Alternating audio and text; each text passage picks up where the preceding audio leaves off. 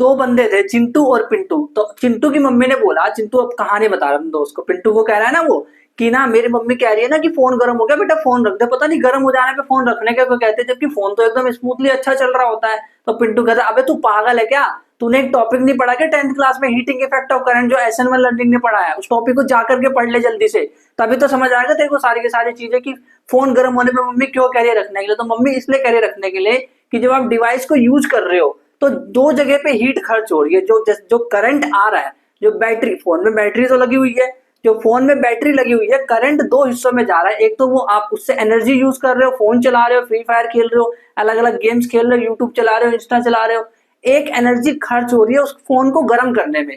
दो जगह पे हीट खर्च हो रही है, यानी ये जो हीट है ना यहाँ पे नुकसानदायक है कि गर्म हो रहा है फोन, तो भाई कुछ भी हो सकता है ना। तो इसीलिए फोन जो गर्म है वो ना हो, इसलिए फोन रखने के लिए मम्मी कह देती है।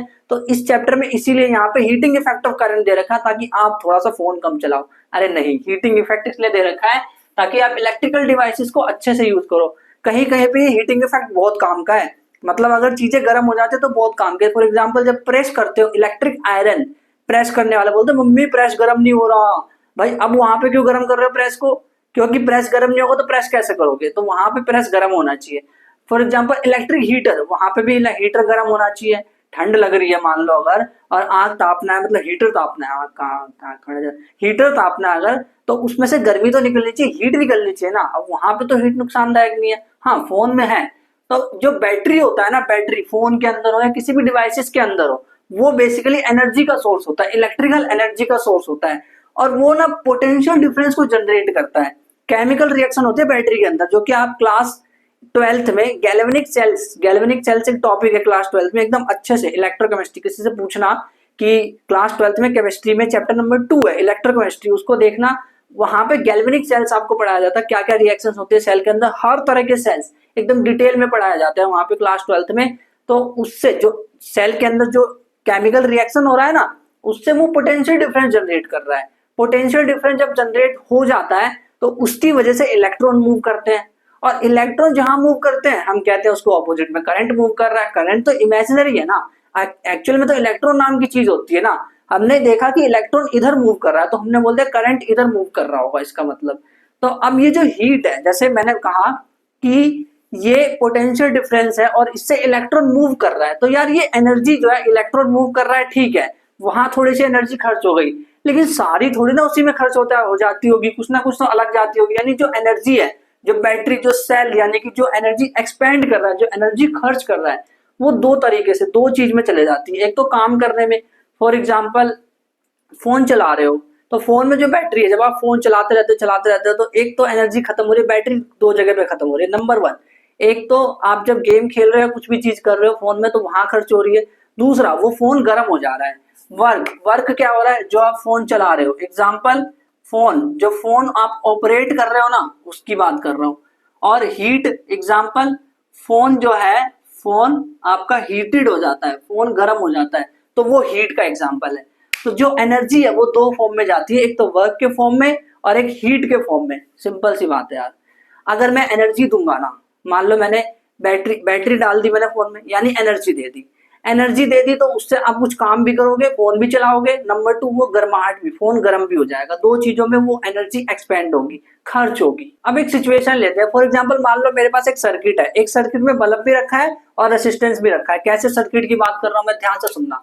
मैं ये कह रहा हूँ, ये अभी मत पढ़ो कुछ भी, देखो मैं ये कह रहा हूँ कि मेरे पास एक रेसिस्टेंस है यहाँ पे, और साथ में मैंने एक बल्ब लगा रखा है, दिल नहीं है रे, बल्ब है। और ये जो चीज है, ये वोल्टेज के लिए यहाँ पे मैंने सेल लगा रखा है V वोल्ट का, ठीक है ना। तो अब होगा क्या, कुछ एनर्जी तो रेसिस्टेंस खा जाएगा, और कुछ एनर्जी जो है वो सेल, यहाँ पे क्या है, बल्ब खा जाएगा। बल्ब एनर्जी मतलब वो किस फॉर्म में यूज करेगा, वो उसको जलाएगा, मतलब बल्ब जल जाएगा। तो ये तो लाइट एनर्जी के फॉर्म में कन्वर्ट हो गया, यहाँ से लाइट जलने लग गई, है ना। लेकिन इसके पास जो गया वो हीट के रूप में चला गया बाहर, यानी कि गर्माहट। यानी कि जो रेसिस्टर है ना, ये रेसिस्टर जिसका रेसिस्टेंस R है, ये रेसिस्टर गर्म हो जाएगा। अब मान लो सपोज ये बल्ब है ही नहीं, इस बल्ब को मैंने कर दिया गायब, तो इसका मतलब क्या होगा, इसका मतलब ये है कि जो भी मैं एनर्जी दूंगा, जितनी भी एनर्जी दूंगा, सारी की सारी हीट के फॉर्म में रिलीज होने वाली है। क्योंकि रेसिस्टर क्या करता है ना, वो उसको कोई काम तो करना नहीं है। रेसिस्टर का काम क्या है, रेसिस्टर का काम है कि करंट के फ्लो को रोकता है। बट करंट के फ्लो को रोकना ठीक है, वो तो इंटरनली कर रहा है, लेकिन एक्चुअल में बाहर क्या कर रहा है? जैसे लाइट तो ठीक है, वो बल्ब जो था वो लाइट जला रहा था बाहर, बट ये रेसिस्टर क्या कर रहा है? ये तो कुछ बाहर दे ही नहीं रहा। ये बाहर देगा लेकिन एक चीज, वो है हीट, पूरा का पूरा हीट देगा।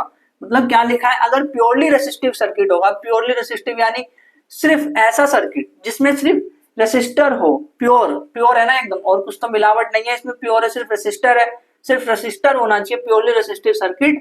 तो जो एनर्जी जो मैं उसको दूंगा ना, ये जो बैटरी एनर्जी दे रहा है, वो पूरी तरह से इंटायरली यानी पूरी तरह से खर्च हो जाएगी हीट के फॉर्म में, पूरी की पूरी गर्माहट निकलने लगेगी। जितना मतलब यहाँ अगर मान लो मैंने इसको एनर्जी दी रेसिस्टेंस को, तो सारी की सारी हीट के फॉर्म में रिलीज होने लग जाएगी, पूरी एकदम हीट निकलेगी यहाँ से। अब ये जो बैटरी है, मान लो इसमें से करंट निकल रहा है आई, दिस करंट इज आई।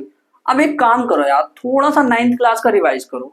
मैं कोई ज्यादा हाई फाई नहीं बोल रहा, बहुत छोटी चीज बोल रहा हूँ। अगर आपने वर्क एनर्जी वाला टॉपिक पढ़ा है ना, तो समझ आ जाएगा मैं क्या कर रहा हूँ। देखो, चाहे मैं वर्क बोलूं, अभी मैंने क्या बोला था कि जब मैंने इसको एनर्जी दी थी, जब मैंने जो सेल है वो एनर्जी देता है, तो वो वर्क के फॉर्म में चला जाता है, और एक तो चला जाता है हीट के फॉर्म में, है ना? यही मैंने कहा। इसका मतलब भाई है सब एक ही चीज। जैसे भाई होते हैं तो एक ही माँ बाप के बेटे हैं, लेकिन वो अलग अलग दिख रहे हैं, है ना? या फिर जुड़वा मान लो कि ये तो जुड़वा नहीं है, तिड़वा थे। मतलब 9th क्लास में क्या था याद है आपको? Energy is equal to work कह रहे थे हम, अगर आपको याद हो तो। Energy is equal to work जब भी वो बोल रहे थे, याद आ रहा है? जब वो कह रहे थे कि काइनेटिक एनर्जी, तो उसको हम वर्क डन भी बोल दे रहे थे कि work done is equal to change in kinetic energy, work energy theorem. याद आ रही है? हाँ, कुछ तो याद आ रहा है ना? तो जो वर्क डन है वो चेंज इन काइनेटिक एनर्जी होता है, यानी कि जितना एनर्जी में चेंज होगा, या जितनी एनर्जी होगी, जितनी एनर्जी होगी उतना ही वर्क डन होगा। तो एनर्जी और वर्क सेम चीज है। यहाँ पे वही एनर्जी अब गर्माहट के रूप में बाहर निकल रही है, गर्माहट यानी हीट के रूप में बाहर निकल रही है। तो यार अब ध्यान से सुनना मेरी एक बात, एग्जाम में चाहे आपको बोले एनर्जी निकालो, चाहे बोले वर्क डन बाय बैटरी निकालो, चाहे बोले हीट निकालो, चाहे बोले देखो इन तीनों में से कुछ भी, energy work heat, energy work heat. 9th class में तो एनर्जी वर्क था, बट यहाँ पे हीट भी आ गया है, क्योंकि हीटिंग इफेक्ट ऑफ करंट पढ़ रहे हैं टॉपिक। तो ये सब सेम है, कुछ अलग नहीं है। वर्क क्या होता है? What is work? Energy. Energy क्या होती है? हीट के फॉर्म में निकल गई। वर्क एनर्जी हीट सब सेम ही तो एकदम। अब ध्यान से सुनो, 9th में हमने एक और चीज पढ़ी थी। क्या हमने ये पढ़ा था कि पावर, पावर जो है वो रेट ऑफ डूइंग वर्क, याद आ रहा है? Rate of doing work, power is rate of work done, rate of work, rate of work बोलते हैं पावर को। अच्छा, पावर यानी पी, वर्क का रेट यानी कि डब्ल्यू, और रेट यानी कि टाइम से डिवाइड। ठीक है, यहाँ पे मैं एक फॉर्मूला डिराइव कर रहा हूँ, फॉर्मूला निकाल रहा हूँ, ध्यान से देखना। पावर बराबर डब्ल्यू अपॉन टू, यहाँ तक तो यहाँ तक तो कोई दिक्कत नहीं है, ये तो 9th में पढ़ रखा है कि power is equal to work done per unit time. अच्छा, अब यहाँ पे आपने वर्क क्या पढ़ा है? हमने तो कुछ नहीं पढ़ा, हमने तो कोई काम ही नहीं करा इस चैप्टर में, हम तो सिर्फ देखे जा रहे हैं। नहीं, मैं वो नहीं कह रहा, मैं कह रहा हूँ कि क्या आपने वर्क का एक भी फॉर्मूला सीखा है इस चैप्टर में? याद करो, पोटेंशियल डिफरेंस, जब उसकी डेफिनेशन हम देख रहे थे तो मैं क्या कह रहा था? मैं कह रहा था potential difference is the amount of work done एक कूलाम चार्ज को लाने में। यानी एक फॉर्मूला याद आ रहा है, W is equal to Q V, W is equal to Q V, याद आ रहा है? हाँ, याद आ गया, W is equal to Q V. W की जगह मैं क्यू वी लिख दे रहा हूँ, क्यू वी, और टाइम तो ऐसा रहेगा। अच्छा, इसमें चार्ज फ्लो नहीं हो रहा होगा क्या? भाई चार्ज फ्लो मतलब क्या होता है? करंट, सिंपल सी बात है। What is the meaning of charge flow? Current. जब करंट है तो चार्ज भी फ्लो ही हो रहा होगा पक्का। अब ध्यान से देखो, ध्यान से सुनो, इसको मैं ऐसे लिख दूं क्या? Q अपॉन टी और मल्टीप्लाई में V। हाँ, लिख सकते हैं, इसमें क्या है, लिखो, आपकी मर्जी, आप तो फॉर्मूला ही पूरा करो। अरे नहीं यार, लॉजिकली चलो। तो Q by T, Q by T, इसको देख के कुछ याद आ रहा है, इसको देख के कुछ याद आ रहा है कि वो मेरी जिंदगी में क्यों आई थी? क्यों आई थी वो मेरी जिंदगी में? भाई इसीलिए आई थी क्योंकि Q upon T is equal to I. तो Q अपॉन टी की जगह क्या मैं I लिख सकता हूँ? हाँ, लिख सकते हो, I लिख सकते हैं, I लिख सकते हो, ठीक है, आई वी, P बराबर आई वी। बट मैं ऐसे याद नहीं रखता, मैं ऐसे याद रखता हूँ, P is equal to V I, P V, Powai Powai, ये क्या होता है? Powai, Pawai, Pawai. P is equals to, या P कैसे भी याद रखो यार, बात तो वही है। P is equals to V I, पवई, Pawai, Pawai, Pawai, Pawai. P is equals to V I. अब ध्यान से देखो, मेन फॉर्मूला तो यही है, ठीक है। इससे मैं और भी फॉर्मूले निकाल सकता हूं। कैसे? V की जगह आई आर रख दो। V की जगह हमें पता है कि V is equals to I R होता है, और V की जगह आई आर अगर मैंने रख दिया तो आई आर मल्टीप्लाई आई, आई दो बार आई, यानी आई स्क्वायर आर। तो P का एक और फॉर्मूला आ गया, आई स्क्वायर आर। ये फॉर्मूला कब काम आएगा भाई? ये क्यों दिया आपने ये फॉर्मूला? भाई इसीलिए दिया है, मान लो आपको वोल्टेज दे रखा है, मतलब वोल्टेज की जगह अगर वोल्टेज और आई, V और I दे रखा है, तब तो पावर वाला फॉर्मूला लगा देना, P equal to V I. Voltage और करंट दे रखा है, तब तो P equal to V I लगा देना, है ना। लेकिन सोचो वोल्टेज दे नहीं रखा, उसकी जगह रेसिस्टेंस दे दिया है, और करंट तो दे रखा है, तो आप लगाओगे I square R, P is equal to I square R. मैं तो बोलूंगा ये वाला फॉर्मूला याद रखो, बाकी सब याद मत करना, वो मैं डेराइव कर रहा हूँ, इसी से निकाल रहा हूँ, ये फॉर्मूले इसी से पैदा हो रहे हैं, ठीक है। अब मैं एक और फॉर्मूला निकालने का मन कर रहा है मेरा, क्या कि v को रिप्लेस करा मैंने, अब की बार i को करूंगा, यानी कि मुझे एक और चीज पता है कि i is equals to V by R होता है, तो i की जगह इस फॉर्मूले में मैं i की जगह v बाई आर रख देता हूं। तो अगर मैं ऐसा करूं तो p is equals to V, i की जगह क्या रखने को कह रहा हूं? v अपॉन आर, तो v स्क्वायर अपॉन आर हो गया, p जो है वो v स्क्वायर अपॉन आर हो गया, है ना। p is equals to V square upon R. तो ये वाला फॉर्मूला याद मत करना, ये वाला भी मत करना, पवई वाला याद कर लो बस, क्योंकि इसकी वजह से सारे याद हो जाएंगे। जब प्रैक्टिस करोगे ना न्यूमेरिकल्स की, तो ये सारे अपने आप ही याद हो जाएंगे, टेंशन ना लो, ठीक है। तो ये वाला फॉर्मूला बहुत इंपॉर्टेंट है। अब पावर की ऐसा यूनिट क्या होती है? इन सब की ऐसा यूनिट वही है जो 9th में पढ़ी थी ना, उसके लिए कुछ नया सीखने की जरूरत नहीं है। वर्क की ऐसा यूनिट क्या थी 9th में? क्या थी? अब भी वही है, जूल। और हीट की क्या है? हीट और वर्क सेम चीज होती है, जूल। अच्छा, एनर्जी की क्या है? जूल। ये सब जूल है भाई, जूल, अरे बाबा, joule joule joule joule, this is सबकी ऐसा यूनिट, सबकी सबकी, चाहे हीट हो, चाहे एनर्जी हो, चाहे वर्क हो, सबकी ऐसा यूनिट जूल। 9th में कोई चेंज नहीं आया है, वैसे तो किसी में भी कोई चेंज नहीं आया है, बस formula is equal to P is equal to V I, P is equal to V I. अब ध्यान से सुनना, एक फॉर्मूला हमारे हाथ लगा है, पकड़ में आया एक फॉर्मूला हमारे, P is equal to V I, पवई पवई पवई, मस्त फॉर्मूला पवई। इसी की वजह से और भी फॉर्मूले आए हैं, इसी की वजह से और फॉर्मूला आया, जैसे कि आई स्क्वायर आर, मुझे तो सारे याद है, बट मैंने ये याद करा था जब मैं 10th में था शुरू में, ये अपने आप हुए हैं, इसके लिए मैंने कोई मेहनत नहीं करी, ये अपने आप याद हुए हैं, वी स्क्वायर अपॉन आर। तो ये फॉर्मूले हैं सारे के सारे, पावर के फॉर्मूले, ठीक है। ये क्या फ्री फायर की गन? क्या? अबे यार तू हर चीज को फ्री फायर के नजरिए से देख रहा है। वी आई हो गया, आई स्क्वायर आर और वी स्क्वायर आर, ये तीनों फॉर्मूले आ गए। अब एक और चीज जो हमने पढ़ी थी वहां पे, वो क्या है? What is that? देखो, एनर्जी, वर्क या फिर आपको हीट, सब सेम है, पावर भी ठीक है, बट एक चीज बताओ मेरे को, जब वहां पे तुमने एनर्जी का फॉर्मूला निकाला था क्लास 9th में, एनर्जी का फॉर्मूला क्या निकाला था? What is the energy? Class 9th में एनर्जी क्या था? एनर्जी, एनर्जी और वर्क तो सेम चीज होती है ना।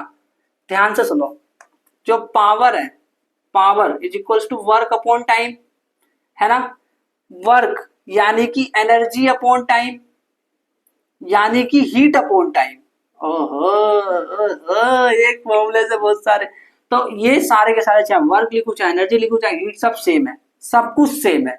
अब ये ध्यान से सुनो, अगर मुझे वर्क डन निकालना हो तो क्या वो टी इधर चला जाएगा, पीटी? अरे इस फॉर्मूले के अकॉर्डिंग देखो यार, work done is equals to P T, ठीक है।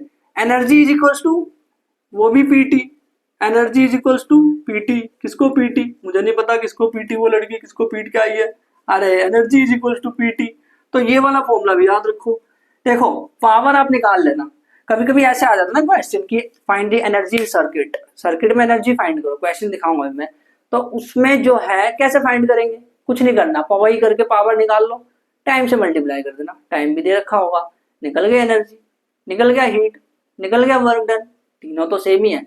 वर्क डन वैसे ज्यादा यूज नहीं करते हैं, वो हीट या एनर्जी का यूज करते हैं, हीट या एनर्जी, इन दो वर्ड का यूज करते हैं, क्योंकि वर्क तो 9th में पढ़ा है ना। बट देख लेना, वर्क डन नहीं बोलते, आपको हीट या एनर्जी वर्ड ज्यादा सुनाई देगा, उसके अकॉर्डिंग आप न्यूमेरिकल्स करोगे। तो यार मैं तो एक चीज बोलूंगा, इसके लिए कोई अलग फॉर्मूला याद मत करो। कुछ लोग पता है क्या करते हैं, फॉर्मूला याद करने लग जाते हैं। E is equals to P, और पी का फॉर्मूला इन्होंने पढ़ लिया ना ऑलरेडी, समझदार लोग कैसे करेंगे, पी का फॉर्मूला पढ़ लिया मैंने, तो मैं यहाँ पे वी आई रख देता हूँ और टी, फिर मैं बोलूंगा E is equals to Veet, Veet जो कटरीना कैफ लगाती है अबे तो वी आई टी आ गया।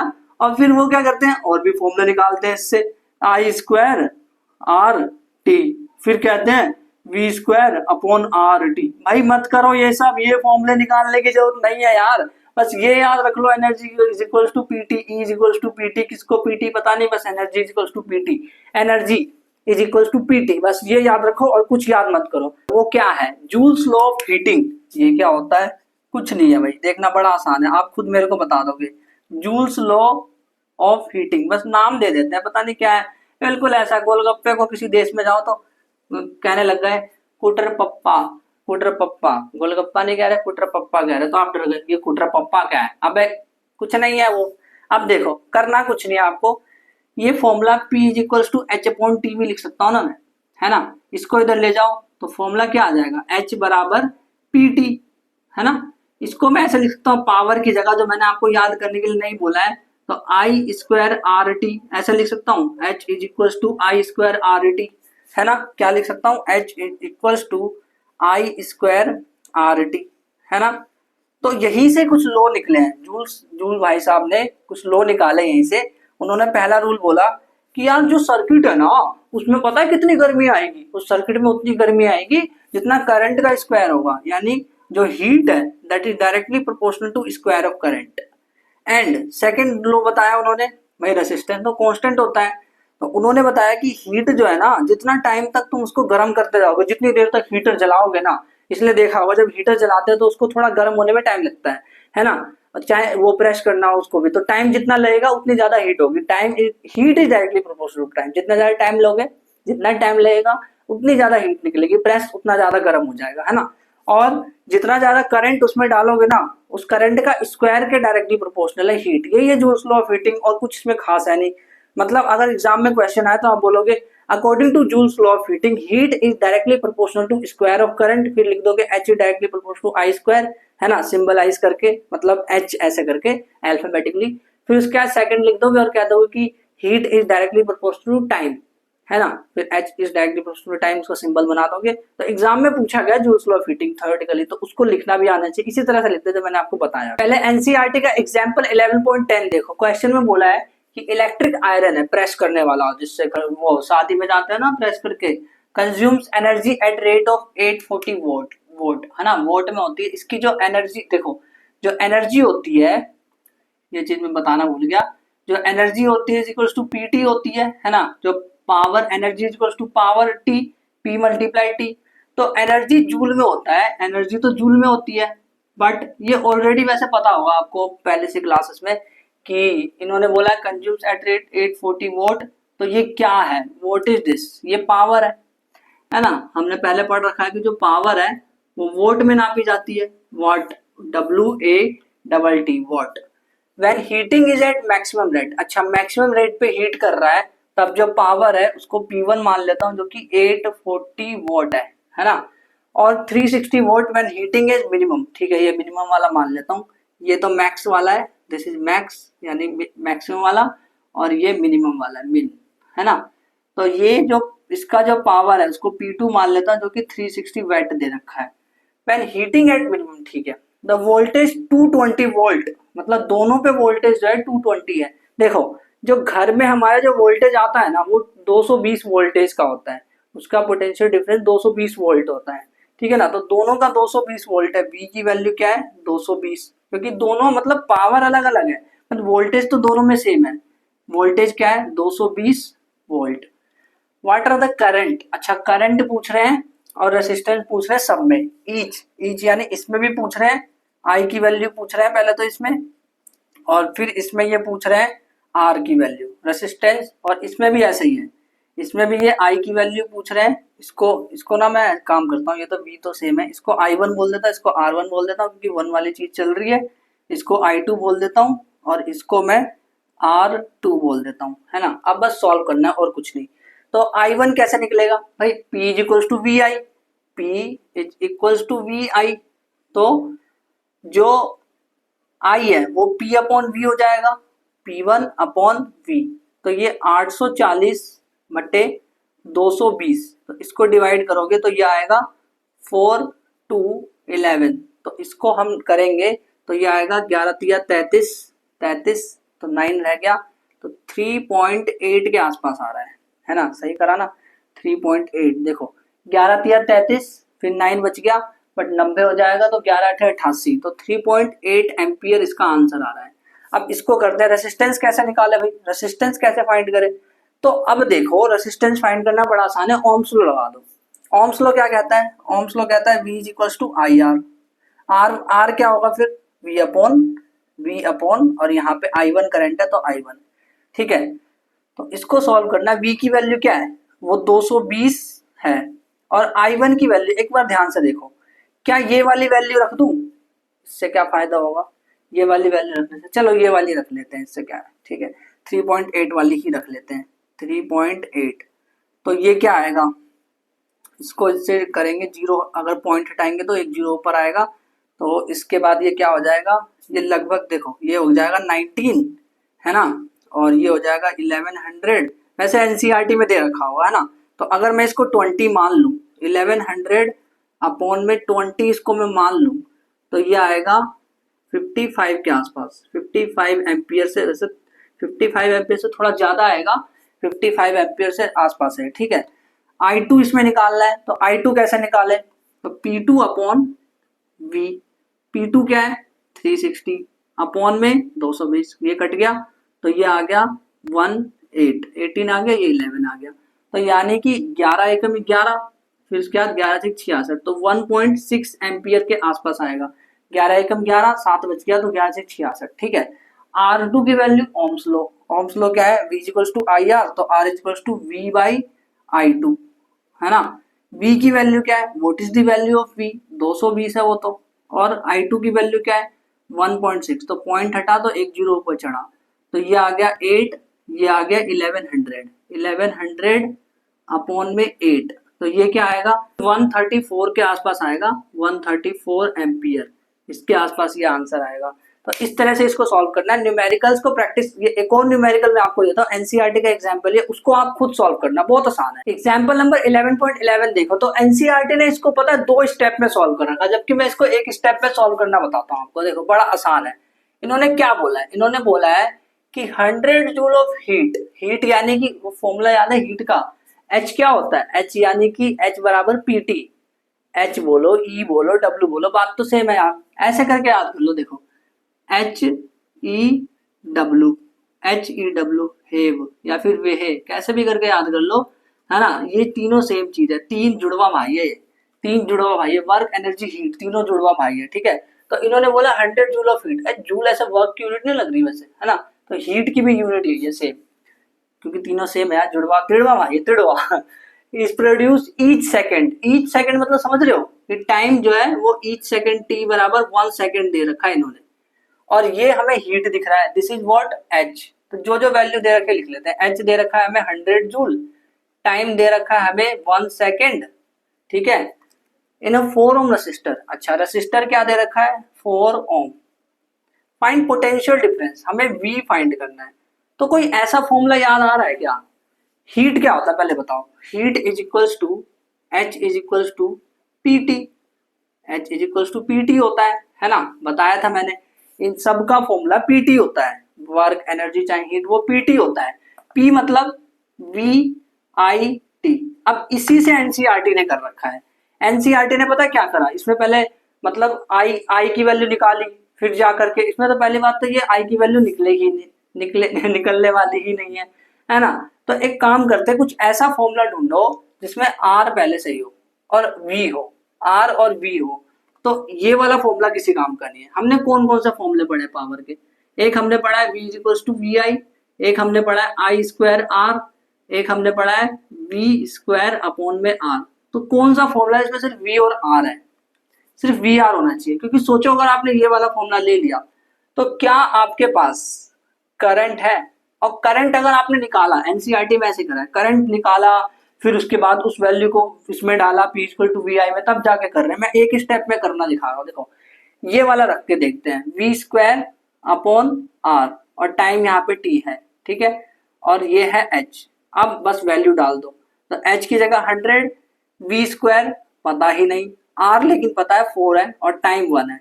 इसको इधर भेजो तो ये हो गया 400 is equal to V square. 400 का अंडर रूट कर दो तो ये आ जाएगा वी। ये किसका स्क्वायर है, इसका स्क्वायर रूट क्या होगा 20 वोल्ट, खत्म। मतलब एक ही फॉर्मूला लगाया ये वाला, बस H is equal to P T, P की जगह बस वी स्क्वायर आर रखने की देरी थी, फिर हो गया सवाल। और एनसीईआरटी के 2 स्टेप में सॉल्व कर रखा है। अगर आप इससे भी करोगे तो आपको पूरे मार्क्स मिलने हैं, मार्किंग स्कीम में ये भी वैलिड है। जो हीटिंग इफेक्ट है ना, मैंने जैसा कि कहा वो बेनिफिशियल भी है, तो इसका प्रैक्टिकल यूज देखते हैं लाइफ में हम कहाँ यूज करते हैं।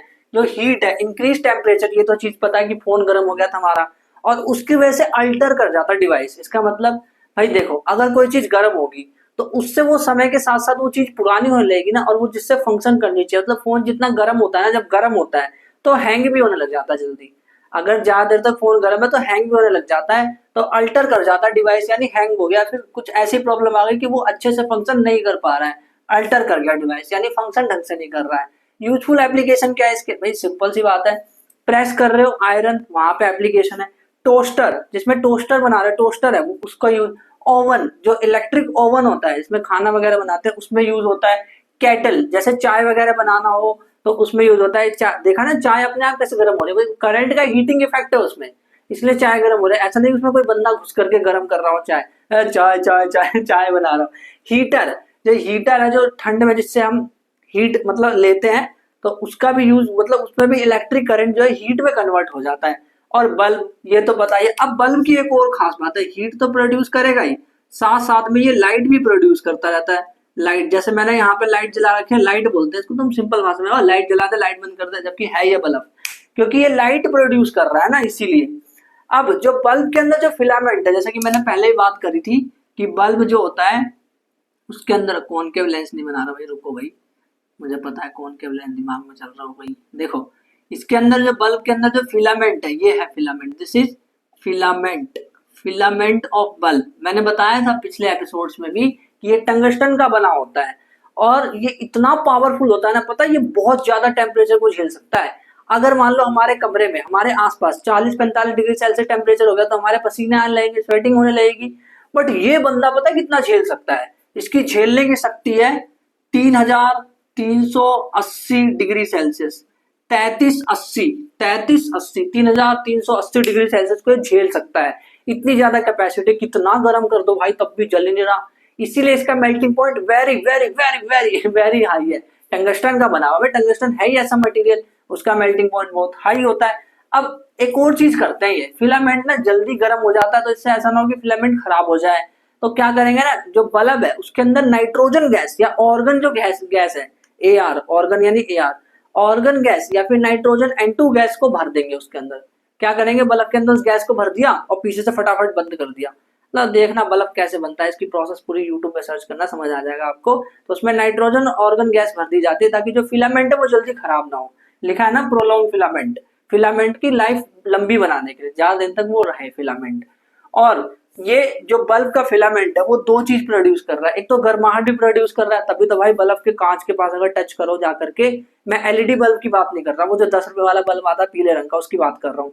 जैसे ही टच करोगे मम्मी कहती है बेटा ये वाला बल्ब निकाल के पीला वाला यहाँ से उस घर में लगा देना, वहां पे लगा देना, मंदिर पे लगा देना। तो उसको लगाने के लिए आप जाते, जब निकालते मम्मी गर्म है, मम्मी कहते ले बेटा कपड़ा ले ले। क्यों गर्म है, तो भाई ये चीज ऐसा हुआ है ना आपके साथ भी, रिलेट हो रहा है ना, लाइफ में ऐसा हुआ है ना, तो एक बार कमेंट करके बताना रिलेटेड है तो लिख देना, कुछ भी मुझे पता चल जाए। तो वो गर्म लगा, तो क्यों लगा भाई, क्योंकि जो बल्ब है ना उस वो 90% से ज्यादा, 99 ऑलमोस्ट हीट रिलीज कर रहा है। जितनी भी एनर्जी बल्ब के अंदर जा रही है ना, मोर देन 90%, सारी की सारी, नहीं नहीं नहीं नहीं, इधर नहीं इधर नहीं इधर, मोर देन 90% हीट के फॉर्म में रिलीज हो रही है, तभी तो गर्म हो रहा है। जो 10 रुपए वाला बल्ब है उसको 1 घंटे चला लोगे ना अगर, तो पता है कितने वोल्ट का बल्ब होता है, पहले बताना, वो 100 वोल्ट का होता है ना। तो 100 वोल्ट का बल्ब है, 1 घंटे अगर आपने उसको चला लिया अगर, तो वो 1 यूनिट खा जाएगा पूरा का पूरा। 1 यूनिट खत्म हो जाएगा उससे, सोचो। अरे नहीं ऐसा नहीं था, हाँ 10 घंटे, हाँ अगर उसको 10 घंटे जला लोगे ना उस बल्ब को, 100 × 10, तो 100 × 10, मैं अभी यूनिट बताऊंगा आगे और वहां पे समझाऊंगा दोबारा से ये चीज। 100 × 10 1000, 1000 किलोवोट आवर, किलोवोट आवर आगे बताऊंगा, टेंशन मत लो। 1 किलोवोट आवर जो होता है ना, 1 किलोवोट आवर, उसको 1 यूनिट बिजली कहा जाता है। जब बोलते हैं ना 1 यूनिट बिजली खर्च हो गई, इसका मतलब 1 किलोवोट आवर खत्म हो गया है। वो 90% तो हीट में निकल गई, और बहुत कम, लेस, वेरी लेस लाइट के फॉर्म में बाहर निकलती है। अब जो जूल्स लॉ ऑफ हीटिंग है, ये सारे जूल्स लॉ के जो एप्लीकेशन थे सारे के सारे, जो भी हमने हीटर वगैरह बल्ब देखे ना, सब जूल्स लॉ के अंडर ही आता है, उसी के बेस पे ये सारे के सारे काम कर रहे हैं। जो लॉस, ऐसे आता सवाल कि what is the law behind bulb, तो जूल्स लॉ ऑफ हीटिंग उसमें ऑप्शन हो सकता है, तो उसको देख लेना। एंड अब एक और इसका एग्जांपल है जो है फ्यूज। जो फ्यूज होता है वो होता क्या है, देखो दिखता है ऐसा, ये फ्यूज आपने अगर देखा हो कहीं, फ्यूज इस तरह का होता है, जैसे ये ऐसे होगा, और फिर उसके बाद इसके अंदर कांच जैसा होगा, और फिर इसके बाद ये ऐसा दिख रहा होगा, और इसके अंदर ना तार होगा, एक वायर होगी, ऐसा फ्यूज दिखता है। ठीक है, तो ये क्या करता है, हाई करंट से प्रोटेक्ट करता है। अब किस तरह से करता है, ध्यान से देखना कैसे ये प्रोटेक्ट करता है। मान लो ये जो जगह है, यहाँ पे मैंने फ्यूज लगा दिया, ये फ्यूज है, दिस इज फ्यूज, और इसके अंदर, फ्यूज के अंदर वायर होता है, इसको फ्यूज वायर कहते हैं। यहाँ से ये तार जा रहा है, और ये मान लो मेरा प्रेस करने वाला इलेक्ट्रिक आयरन है, दिस इज आयरन जो मैं प्रेस करता हूँ, ठीक है, वो है। ये मान लो 4.54 एम्पियर इसका मैक्सिमम करंट है, जिसको ये मतलब ले सकता है। तो इसके साथ जो फ्यूज वायर होगा ना, उसका जो फ्यूज होगा उसमें जो करंट बह सकता है मैक्सिमम 5 एम्पियर। क्योंकि देखो थोड़ा सा अगर ज्यादा होगा तब तो ये झेल लेगा, कोई दिक्कत नहीं है, लेकिन अगर बहुत ज्यादा हो गया तब भी झेल पाएगा। अब आप सोचोगे अच्छा अगर इसको मैं कम कर दूं तो मान लो आपने इसको कम करके 4 एम्पियर पे लेके आ गए, तो पता है क्या होगा, 4 एम्पियर, एक बात बताओ, यहाँ पे 4 एम्पियर है, ये 4 एम्पियर वाले करंट को कह रहा है ना। एक बात ध्यान से सुनना, जो इस पे लिखा होता है ना, फ्यूज पर जितने करंट लिखा हुआ था उतने करंट को वो ना कहता है। उससे ज्यादा करंट अगर आया, यानी कि फ्यूज कह रहा है कि भाई मेरे इधर जो डिवाइस है ना, देखो यहाँ पे फ्यूज है, और वो कह रहा है मेरे वहां पे जो डिवाइस है ना वो 4.554 एम्पियर का ही झेल सकता है करंट, और इसीलिए मैं 5 एम्पियर का हूं, ताकि जो आए ना, जो करंट आए उसको मैं पहले झेल लूं, मैं पहले ही देख लूं, अगर कोई 5 एम्पियर का आ रहा है तो मैं पहले ही टूट जाऊंगा। जैसे ही मतलब वो क्या करता है, 5 एम्पियर, देखो जो हीट है वो करंट के डायरेक्टली प्रोपोर्शनल होती है, आई के डायरेक्टली उसके स्क्वायर के, है ना, मान लो करंट के, तो करंट के अगर डायरेक्टली मतलब जितनी ज्यादा करंट होगी उतनी ज्यादा हीट, तो इसीलिए इसका करंट ज्यादा इसीलिए क्योंकि इसकी जितना ज्यादा करंट उतना ज्यादा इसमें हीट होगा। और जैसे ही 5 एम्पियर से ज्यादा या 5 एम्पियर का करंट भी इसके पास आया, तो इसको पता चल जाएगा, ये बोलेगा भाई उधर मेरा जो डिवाइस है वो 4.54 से ज्यादा नहीं झेल सकता, मैं झेल करके ऐसा करता हूँ, मैं टूट जाता हूँ, मैं सर्किट को ही तोड़ देता हूँ। तो वो क्या करता है, अपने वायर को ब्रेक कर लेता है। फ्यूज जो है वो इतना ज्यादा हीट हो जाता है उसके अंदर, इतनी ज्यादा गर्माहट हो जाती है, वो ब्रेक कर जाता है, वो तार मतलब फ्यूज उड़ जाता है। अच्छी बात है फ्यूज जब उड़ जाती है, तो फ्यूज उड़ता है ना तो सही है, नहीं तो अगर फ्यूज नहीं उड़ता ना तो आने जो मतलब टीवी है या फिर कुछ भी चीज है, अगला वाला जो डिवाइस है वो उसके साथ क्या होता, वो मतलब फट भी सकता था, कुछ भी हो सकता, भाई कोई पता नहीं, उतना करंट वो झेल ही नहीं पाएगा। इसलिए फ्यूज का होना बहुत ज्यादा इंपॉर्टेंट है, बहुत काम का भाई फ्यूज, बहुत ज्यादा इंपॉर्टेंट। तो इसने 5 एम्पियर करंट जैसे ही आया, इसने बोला भाई तू जा यहाँ से, इसने अपने सर्किट को तोड़ लिया। सर्किट तोड़ने से क्या होगा कि ये जो करंट जो आ रहा था ना अब वो आगे नहीं जा पाएगा, भाई टूट गया ना, अब कोई हवा में से थोड़ा जाएगा, तारों में से तो जाता है, तो वो करंट आगे जा ही नहीं पाएगा। अब इसका मतलब इन सीरीज, इसको सीरीज में कनेक्ट करा है, देखो जो आयरन है, जो मेरा डिवाइस है आयरन जिससे मैं प्रेस कर रहा हूँ, उसके सीरीज में कनेक्ट करा है। ऐसा तो नहीं कि मैंने यहाँ पे ला करके कहीं कनेक्ट कर दिया हो, ऐसे करके पैरेलल में कनेक्ट कर दिया, ऐसा तो नहीं है ना, यहाँ पे कहीं ला करके कनेक्ट किया, नहीं ऐसे मैंने करा ही नहीं, मैं तो सीरीज में कनेक्ट करा है ना। करंट यहाँ से जा रहा है और ऐसे करके आ रहा है, तो सीरीज में कनेक्ट करना इंपॉर्टेंट है, इसको सीरीज में कनेक्ट करता है, याद रखना। पीस ऑफ वायर जो होता है ना, जिसका ये तार मतलब फ्यूज वायर के अंदर जो तार, फ्यूज वायर जो होता है, फ्यूज के अंदर जो तार है वो मेटल या फिर एलॉय का बना होता है। कभी भी वो ऐसा नहीं कि वो प्लास्टिक वगैरह किसी चीज का बना, नहीं, मेटल और एलॉय का बना हुआ है, तभी तो करंट ले पाएगा। और किस कौन सा मेटल, अल्कुफेपब, एल्यूमिनियम, कॉपर, फेरस और लेड, इससे बना होता है। If current larger than specified value, अगर इससे ज्यादा 5 एम्पियर से ज्यादा करंट अगर आया तो ये बंदा टूट जाएगा। टेम्परेचर ज्यादा हो गया, टेम्परेचर ऑफ फ्यूज वायर बढ़ जाएगा, करंट ज्यादा आया, इसमें 5 एम्पियर है, मान लो करंट 6 एम्पीयर का है, करंट ज्यादा आया, करंट ज्यादा यानी हीट ज्यादा, हीट ज्यादा यानी टेम्परेचर ज्यादा, टेम्परेचर ज्यादा होगा तो क्या होगा, वो मेल्ट कर जाएगा, वो पिघल जाएगा, वो अपने सर्किट को ब्रेक कर लेगा, सर्किट ब्रेक हो जाएगा, है ना।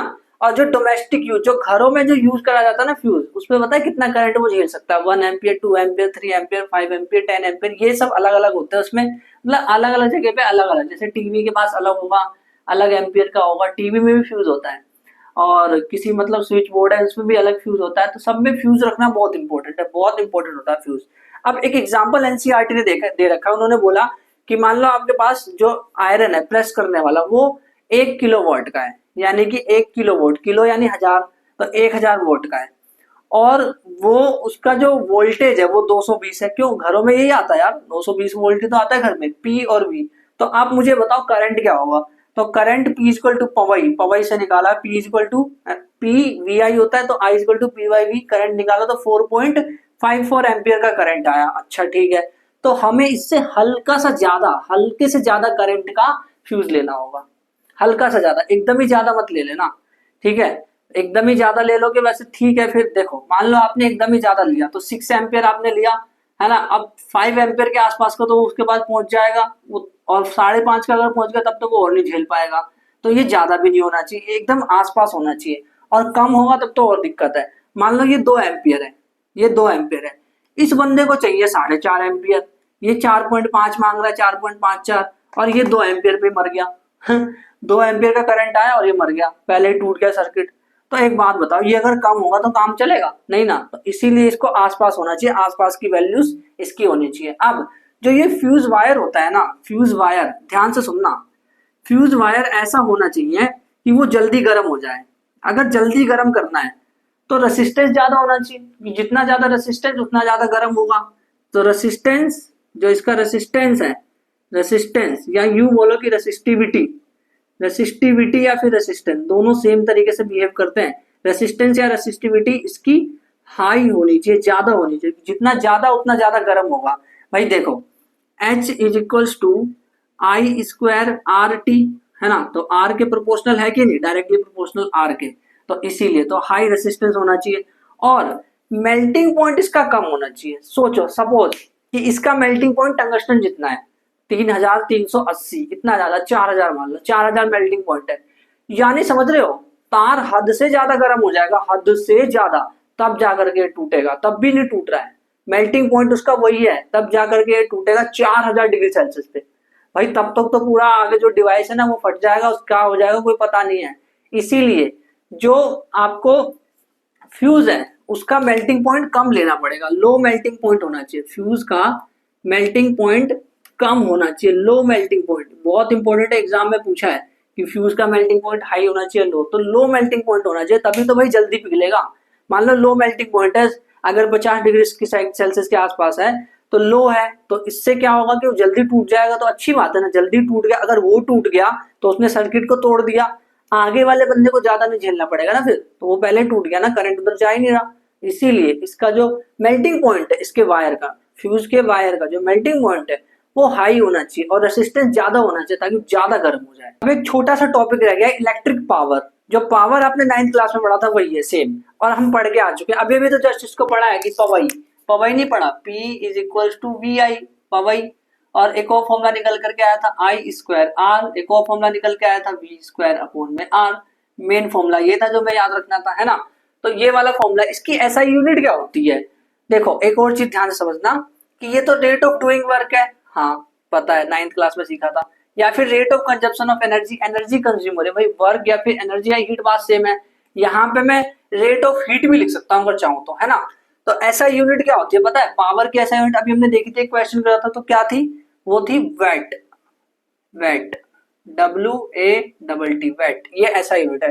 बट प्रॉब्लम ये है ना इस यूनिट में कि ये छोटी यूनिट है, वॉट जो है छोटी यूनिट है, जबकि हम एनर्जी बहुत ज्यादा यूज कर लेते हैं, जो हमारे घर में रेफ्रिजरेटर फ्रिज वगैरह जो टीवी रखे हैं ना, वो वोल्ट में यूज नहीं कर रहे हैं, वो यूज कर रहे हैं किलो वोल्ट में, क्योंकि बहुत देर तक चल रहे हैं वो, तो हम ना बहुत बड़ी यूनिट यूज करते हैं, वो है किलो वोल्ट की, किलो वोल्ट की यूनिट हम यूज करते हैं, किलो वोल्ट, 1 किलो वोल्ट, हम वोट नहीं कहते, हम किलो वोल्ट कहते हैं। 1 किलो वोल्ट मतलब क्या होता है, 1000 वोट, 1 किलो वोट मतलब 1000 वोट। अभी पीछे भी हमने देखा था क्वेश्चन में 1 किलो वोट, लिख लो कहीं पे, लिख लो 1 किलो वोट, किलो मतलब 1000 होता है यार, इसमें क्या 1000 वोट होता है। ठीक है, एक चीज ये समझ आई। अब जो इसकी जो डेफिनेशन आई है W, मतलब W यानी कि वोट, जो इसकी डेफिनेशन आई है, तो 1 वोट डेफिनेशन कहाँ आई है 1 वोट जो है वो होता क्या है, एग्जाम में पूछा था, तो सबकी डेफिनेशन पूछी गई इन्होंने। एक तो इन्होंने करंट की डेफिनेशन पूछ ली, इन्होंने वोल्टेज की डेफिनेशन पूछ ली। देखो करंट की डेफिनेशन क्या बोली थी इन्होंने कि 1 कूलम चार्ज को 1 सेकंड में जो फ्लो हो रहा है पर सेकंड, वो कह रहे करंट, जो I equal to Q by T के अकॉर्डिंग। फिर उन्होंने वोल्टेज को कैसे डिफाइन करा था, V equal to Q upon T, क्या था, voltage equal to work upon charge, work मतलब वर्क डन 1 कूलम चार्ज को ले जाने में, हमने ऐसे डिफाइन करा था। ऐसे ही ये पावर को भी डिफाइन कर रहे हैं। पावर का फॉर्मूला क्या बताना, P is equals to, P क्या है पावर का formula, P is equals to VI, हमने ये पढ़ा है, ये वाला फॉर्मूला है। तो अगर मुझे इसको 1 वोल्ट लेकर के आना है तो मुझे इसको 1 वोल्ट करना पड़ेगा, इसको 1 एम्पियर करना पड़ेगा। यानी कि 1 वोल्ट का मतलब पता है क्या होता है, 1 volt is equal to 1 volt ampere, ये होता है। नहीं आएगा समझ में। देखो पावर की जो यूनिट है वो W है, 1 रख दो। V की जो यूनिट है वोल्ट, वो V रख दो 1 वोल्ट, और ये 1 एम्पियर हो। अगर ये 1 हो तो ये ऑटोमेटिकली 1 आने वाला है ना, सिंपल सी बात है। तो 1 वोल्ट एक ऐसी पावर है, इस power consumer device that carries, जिसमें 1 एम्पियर का करंट होना चाहिए और 1 वोल्ट का पोटेंशियल डिफरेंस होना चाहिए। डेफिनेशन पूछते हैं एग्जाम में कि right the definition of 1 volt. तो 1 volt is that power when current is 1 ampere across the potential difference 1 volt. आया समझ। यानी कि W 1 वोल्ट बराबर 1 वोल्ट और एम्पियर, ये वाला फॉर्मूला याद रखना है, काम हो जाएगा, ज्यादा टेंशन नहीं लेना। ऐसा यूनिट भी समझ आ गई इसकी सारी चीजें। कमर्शियल यूनिट ऑफ एनर्जी, अब ये क्या है, तो भाई मैंने एक चीज आपको बोली कि एनर्जी का फॉर्मूला क्या होता है, एनर्जी बराबर पीटी, एनर्जी बराबर पीटी। अब कमर्शियल यूज मतलब जो बिजली का बिल आता है हमारे घर में, जो बिल आता है बिजली का बिल, उसकी बात कर रहे हैं कि वो बिल कैसे आता है, किस हिसाब से वो एनर्जी देते हैं, क्या देते हैं, वो जो कहते हैं यूनिट, एक यूनिट, वो होता क्या है। तो ध्यान से सुनना, 1 किलो वोट, यार ये तो अगर वोट्स होता वोट, तो क्या ये पावर होता, हाँ। अगर मैंने किलो लगा दिया तो ये 1000 वोट है क्या, हाँ 1000 वोट तब भी तो ये पावर ही है। अगर मुझे एनर्जी तक पहुंचना है तो मैं इसमें टाइम का मल्टीप्लीकेशन करूंगा। अब देखो 1 किलो वोट यानी कि 1000 वोट मल्टीप्लाई, ऐसा यूनिट रख के देखते हैं। टाइम की ऐसा यूनिट क्या होती है, 1 घंटे में कितने सेकंड होते हैं, 3600 सेकंड, 3600 सेकंड। तो अगर आप इसको सॉल्व करोगे तो ये आपका आ जाएगा 3.6 इंटू 10 की पावर 6 वॉट सेकंड। अब एक चीज ध्यान से सुनना मेरी, वॉट सेकंड, वॉट यानी कि वॉट इज वॉट, वो वॉट वो वाला नहीं जो देते हैं, वॉट यानी कि पावर और सेकंड यानी कि टाइम। ये तो पीटी है, पीटी तो कहीं पढ़ा हुआ लग रहा है ना। अभी तो देखा energy is equals to PT, energy is equals to PT, और एनर्जी की यूनिट क्या होती है भाई, जूल। ये ऐसा यूनिट में रख रखा है पावर, टाइम ऐसा यूनिट में रख रखा है, तो एनर्जी भी तो जूल में आएगा ऐसा यूनिट, है ना। तो यानी कि वोट पर सेकंड की जगह हटा करके मैं लिख सकता हूँ 3.6, इसको तो वैल्यूज को तो सेम रहने दो, वो तो सॉल्व करने से आई है। वोट पर सेकंड, वोट सेकंड को हटा करके मैं जूल लिख सकता हूँ। तो ये है 1 किलो वोट आवर, जिसको हम एक यूनिट भी बोल सकते हैं। ठीक है, एग्जाम में बहुत बार पूछा गया है कि 1 किलो वोट आवर क्या होता है, 1 यूनिट क्या होता है। अगर समझ नहीं आया तो एक बार पीछे करके वीडियो को देखो फिर से। 1 kilowatt hour 1 unit, kilowatt यानी 1000 वोट, 1 घंटे में 3600 सेकंड, मल्टीप्लाई किया तो 3.6 इंटू 10 की पावर 6 वोट सेकंड। फिर मैंने देखा वोट और सेकंड तो ये तो पावर के यूनिट है, ये टाइम की है, तो पीटी तो जो है वो एनर्जी होता है, यानी कि जूल है। ये वोट सेकंड की जगह मैं जूल भी लिख सकता हूँ, तो मैंने जूल लिख दिया 3.6 इंटू 10 टू द पावर 6, 3.6 और ऊपर भी 6, 3.6 और ऊपर भी 6 joule is equal to 1 kilowatt hour, और इसी को एक यूनिट कहा जाता है। अब इसके बेस पे एनसीईआरटी के एग्जांपल्स कर लेते हैं, दो बड़े प्यारे प्यारे एग्जांपल्स दे रखे हैं। एग्जांपल 11.12 देखो, इन्होंने बोला है कि बल्ब जो है 220 वोल्ट का है, ठीक है। करंट दे रखा है, पावर फाइंड करना है। तो यार देखो V दे रखा है और I दे रखा है, फॉर्मूला क्या लगा है जिसमें V और I दोनों हो, यानी पावर। तो V जो है 220 है, I की वैल्यू 0.5 है, तो ये आ गया 110 वोल्ट, ये है पावर। खत्म सवाल, बस कुछ नहीं है, फॉर्मूला बेस्ड है एकदम। अब ये वाला सवाल देखो 11.13, इन्होंने क्या बोला है, एक फ्रिज है, रेफ्रिजरेटर 400 वोल्ट का है, डेली 8 घंटे यूज कर रहे हैं, 8 घंटे पर डे, ठीक है। कॉस्ट बतानी है अगर उसको 30 दिन यूज करे, और 3 रुपए के हिसाब से पर किलोवाट। अब कैसे किया जाए इसको, तो यार ध्यान से सुनो, किलोवाट पर आवर बोला है ना, 1 किलोवाट पर आवर का चार्ज जो है वो 3 रुपए है। तो अगर हम किलोवाट पर आवर निकाल ले, इसको किलोवाट पर आवर में निकाल ले तो काम हो जाएगा। यानी मैं क्या कह रहा हूं, देखो रेफ्रिजरेटर जो है वो उसकी एनर्जी निकाले अगर हम, तो energy is equals to PT, power दे रखा है 400, मल्टीप्लाई डेली 8 घंटे यूज हो रहा है, वोट लिख देते हैं, साथ साथ लिखते चलते हैं। देखो वोट मल्टीप्लाई डेली 8 घंटे यूज हो रहा है, इसको चेंज मत करना सेकंड में, कि पता चले सेकंड में चेंज करने लग जाओ। क्यों नहीं करना, क्योंकि किलोवाट आवर में ही पूछा है। तो 8 घंटे हो गया, अब इसको मल्टीप्लाई करो तो क्या आएगा, ये आएगा 4 अठे 32, 3200 वोट आवर। अच्छा अगर मुझे इसको किलोवाट आवर में कन्वर्ट करना है तो मैं क्या 1000 से डिवाइड कर दूं? भाई खुद ही बताओ तुम, अगर तुमको मैंने 1200 मीटर दिया तो इसको किलोमीटर में कन्वर्ट करना है तो 1000 से डिवाइड नहीं करोगे क्या, तो 1.2 किलोमीटर नहीं आएगा। तो वैसे ही मैं इसको कह रहा हूँ कि 3200 वोट आवर को, मान लो ये 3200 मीटर है, 3200 मीटर को किलोमीटर में करो कन्वर्ट, तो 3200 को 1000 से डिवाइड करोगे तो क्या आएगा आपका आंसर, 3.2 किलोवाट आवर, ये एनर्जी आ गई।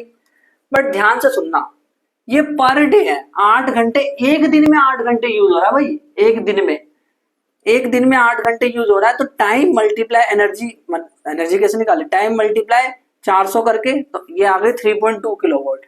बट ये एक दिन में है, इन वन डे, एक दिन की बात हो रही है। अच्छा ये एक दिन की बात हो रही है, तो 30 डेज में कैसे निकालेंगे, इन 30 डेज, इन 30 डेज, 30 डेज में कैसे निकालेंगे, बड़ा सिंपल है। ये जो आया है ना एक दिन का, इसको 30 से मल्टीप्लाई कर दो, 3.2 मल्टीप्लाई 30, अगर हम करेंगे तो क्या होगा, ये होगा 6 और ये होगा 9, तो 96 किलोवाट आवर, किलोवाट आवर, ठीक है। यही होगा ना, सही कर रहा हूँ, 3 दूनी 6, हाँ 3 दूनी 6, 3 तिया 9, तो 96 किलोवाट आवर आ गया, है ना। 30 दिन में आया, 96 किलोवाट आवर 30 दिन में आया। अब इन्होंने बोला है कि कॉस्ट बताना है, नहीं आ रहा क्या समझ में यार, देखो ध्यान से सुनो, जब हम एक दिन में निकाल पाएंगे कितनी एनर्जी कंज्यूम कर रहा है। देखो ये जो है 400 वोल्ट का है, 400 वोल्ट यानी कि पावर P, टाइम कितना है तो उससे मल्टीप्लाई करूंगा पीटी, तो E बराबर पीटी, एनर्जी आ जाएगी, किलोवाट पर आवर में निकालना है ना, तो एनर्जी निकाला पीटी से, तो ये आ गया मेरा किलोवाट पर आवर में 3.2। फिर मैंने देखा यार ये तो एक दिन का है, तुम कह रहे हो कि 8 घंटे एक दिन में यूज हो रहा है, तो यानी ये एक दिन का आएगा ना, ये जो एनर्जी है एक दिन की आएगी ना। तो मैंने 30 डेज का निकालने के लिए 30 से मल्टीप्लाई कर दिया, ठीक है। 30 से मल्टीप्लाई जब मैं करूंगा तो 96 किलोवाट आवर आएगा। अब वो ऐसा कह रहे हैं कि पर किलोवाट आवर ना वो 3 रुपए ले रहे हैं, 1 किलोवाट पर आवर का वो 3 रुपए ले रहे हैं, तो इतने का कितना रुपए लगेगा, इतने का कितना लगेगा, इफ 1 किलोवाट आवर देन ₹3, है ना। और अगर 96 किलोवाट आवर होगा, 96 किलोवाट आवर अगर होगा तो 96 मल्टीप्लाई 3 इज इक्वल टू, इसको मल्टीप्लाई करो तो क्या आएगा, 6 तिया 18, हाथ से लगा 1, 9 तिया 27, 288 रुपए आंसर आ गया, 288 रुपए। तो यानी उसका जो बिजली का खर्चा सिर्फ फ्रिज का आया ना, जो 8 घंटे फ्रिज चला रहा है, तो सिर्फ फ्रिज का जो खर्चा आया ना वो 288 रुपए आया है यहाँ पे। अब इसमें सवाल बहुत आसान होते हैं, फॉर्मूला बेस्ड होते हैं, बस आपको फॉर्मूला याद रखने और सवाल करते जाने और न्यूमेरिकल्स प्रैक्टिस करते जाने। अब इस चैप्टर में कोई सा भी टॉपिक नहीं बचा, पूरा चैप्टर फिनिश हो चुका, बस एक एपिसोड आएगा जिसमें मैं एनसीईआरटी के क्वेश्चंस करवाऊंगा। बाकी अगर आपको और भी न्यूमेरिकल्स प्रैक्टिस करने हैं, फिजिक्स के बाकी के चैप्टर पढ़ने हैं, तो लाइट इस वाले प्लेस पे क्लिक कर लो, और अगर आपको यही पढ़ना है तो इस वाले प्लेस पे क्लिक कर लो। बाकी जब इन वाले प्लेस पे क्लिक करोगे तो मैं आपको वही मिलूंगा, चीजों को एक्सप्लेन करते हुए, इसी तरह से समझाते हुए। तो इस पे क्लिक करो, मैं आपको वही मिलता हूँ।